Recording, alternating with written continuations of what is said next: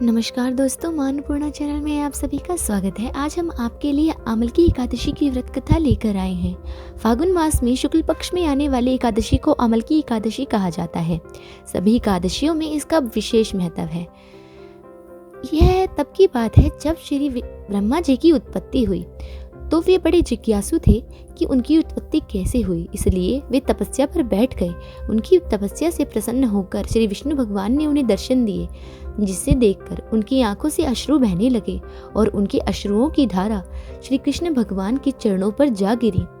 जहाँ जहाँ उनके अश्रु पड़े वहाँ वहाँ आमल की यानी आमले की वृक्ष उत्पन्न हो गए और उन पर आमले लग गए। तभी से श्री विष्णु भगवान को आमला बड़ा ही प्रिय है। उन्होंने ब्रह्मा जी को यह वरदान दिया कि जहाँ पर भी आमले का पेड़ रहेगा मैं वहाँ पर वास करूँगा। इसलिए तभी से आमल की एकादशी के दिन श्री विष्णु भगवान और माता लक्ष्मी की पूजा की जाती है।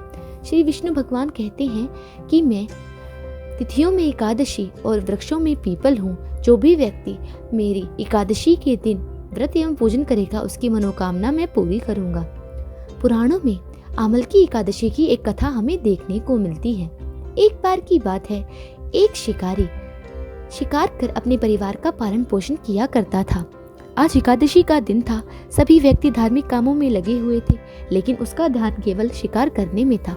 इसलिए वह जंगल को चला जाता है, लेकिन उसे पूरे दिन कुछ नहीं मिलता। इस कारण वह पूरे दिन भूखे पेट बिना किसी जल के जंगल में विचरण कर रहा होता है, जिससे उसका एकादशी का व्रत हो जाता है और उसे इस बारे में पता भी नहीं चलता। ऐसे ही उसका पूरा जीवन बीत जाता है और उसकी मृत्यु के पश्चात उसे एक राजा के घर में जन्म मिलता है।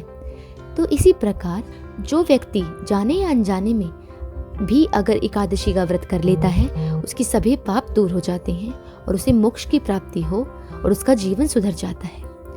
इसलिए आमला एकादशी का विशेष महत्व है। धन्यवाद। तो यह थी आमल का एकादशी की व्रत कथा। इसको आमला एकादशी भी बोला जाता है। यह फागुन मास में की जाती है। इस दिन श्री हरि विष्णु जी का व्रत किया जाता है। धन्यवाद। आपसे फिर मिलेंगे किसी और कथा के साथ। तब तक के लिए हमारे चैनल को जरूर सब्सक्राइब करें। जय मां अन्नपूर्णा, जय श्री विष्णु।